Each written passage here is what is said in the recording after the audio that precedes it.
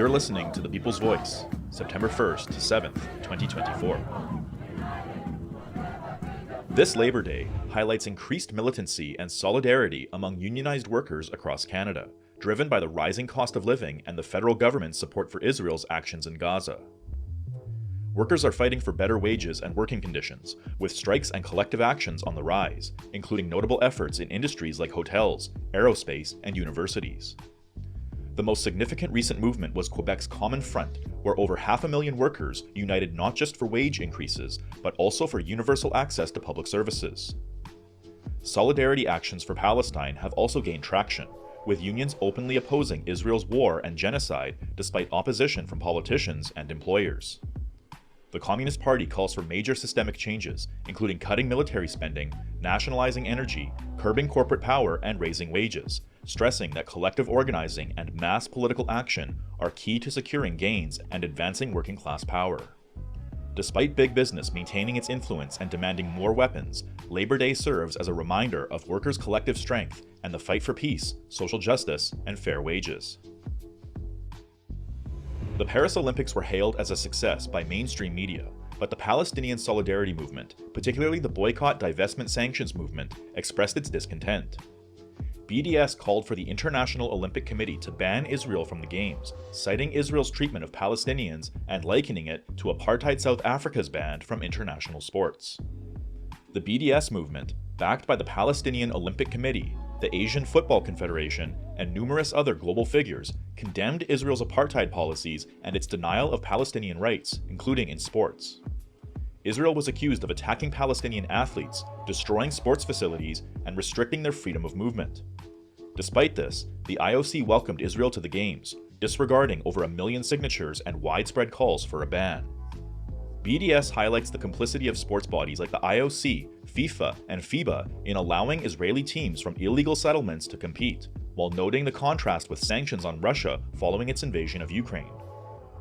Protests occurred during the Games, with athletes refusing to compete or shake hands with the Israeli representatives, fans displaying Palestinian flags, and activists denouncing Israel's actions.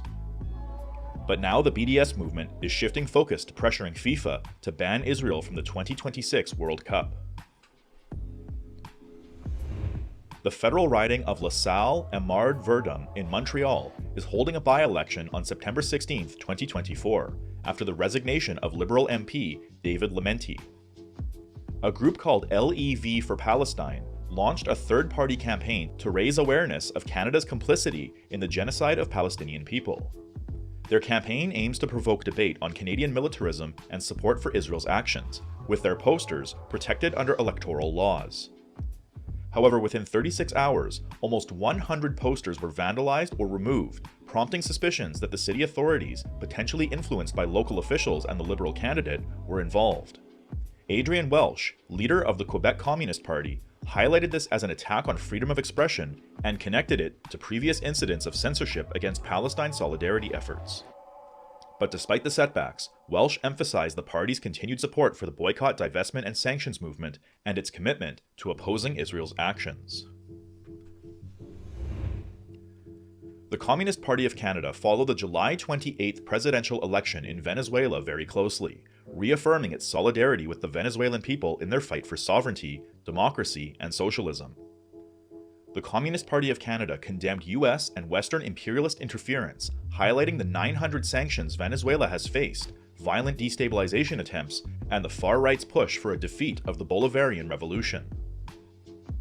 While the Communist Party of Canada supports the Maduro government's anti-imperial stance, it criticizes its economic and political retreats from 2018 to 2024, including violations of labor rights, privatization, and the sell-off of oil to US companies. The Communist Party of Canada also notes how these actions have weakened the working class confidence in the Venezuelan government. They condemn post-election violence and calls for foreign intervention, stressing that Venezuela's future must be decided by Venezuelans themselves. The Communist Party of Canada stands with the working class in Venezuela and those resisting conciliation with reactionary forces. On July 29, 2022, the US government conducted violent raids on the offices and homes of the African People's Socialist Party and Uhuru movement in St. Louis and St. Petersburg. 9 months later, the African People's Socialist Party chair, Omali Yeshitela, and other members of the Uhuru movement were indicted on charges of being Russian agents, a move seen as an attempt to suppress criticism of US policies and the ongoing war in Ukraine. This crackdown echoes historical patterns of repression against African liberation movements, reminiscent of the post-1960s era when targeted imprisonments and systemic opposition were used to dismantle revolutionary struggles. The Freedom Summer of 2024 in St. Petersburg seeks to revive the spirit of earlier movements, educate the public, and support the trial of the Uhuru Three. This includes promoting city council candidate Aretha Akile Canyon, who advocates against gentrification and for reparations.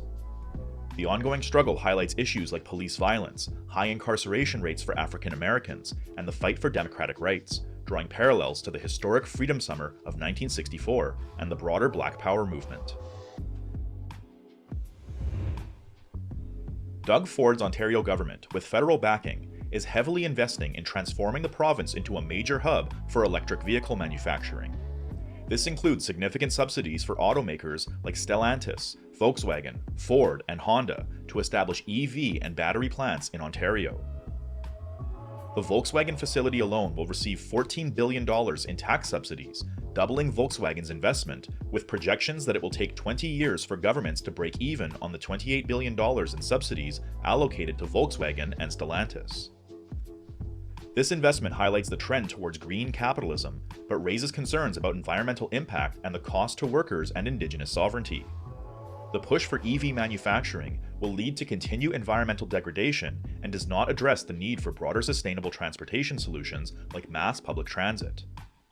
The expansion of EV manufacturing also threatens Indigenous lands, as mining for battery materials is set to occur on these territories without proper consultation or consent, violating Indigenous rights and sovereignty. The First Nations Land Defence Alliance and the Grassy Narrows First Nation are challenging Ontario's mining practices in court, seeking to halt projects and protect their lands. The debate centers on whether the focus on profit-driven EV development will prioritize people and the planet or continue to undermine environmental and Indigenous protections. The recent riots in Britain, marked by attacks on immigrant communities and anti-Islamic sentiments, have drawn global attention. Right-wing extremists have exploited these tensions to further their fascist agenda, while counter-protests by progressive groups have been significant but not decisive. The underlying causes of the unrest are linked to the economic collapse and federal government failures rather than purely racial or anti-immigrant sentiments. Economic conditions in Britain are dire, with real wages falling to levels not seen in 18 years, and significant poverty among children and adults. Austerity measures have exacerbated these issues, driving many towards extremist ideologies that offer simplistic solutions to complex problems. The rise of far-right extremism in Britain and across Europe reflects a broader global crisis in capitalism, with fascists and xenophobes capitalizing on economic despair to scapegoat immigrants and refugees. While increased policing might address immediate violence, it does not address the root causes of the unrest. Progressive forces are fighting back, but they must present a compelling alternative to the negative ideologies of the far right. The real solution lies in addressing the systemic issues of capitalism and providing a positive vision for the working class, rather than merely responding to the symptoms of societal decay. A new UN report condemns Canada's temporary foreign worker program, echoing long-standing criticisms by the United Food and Commercial Workers about systemic exploitation.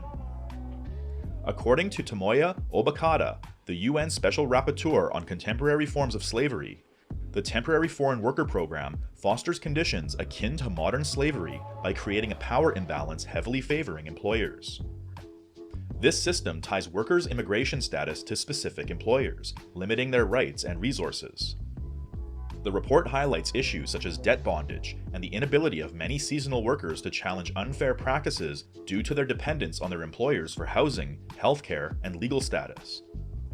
It criticizes the lack of trade union rights for migrant workers, particularly in the agricultural and care sectors, where they often cannot negotiate their working conditions.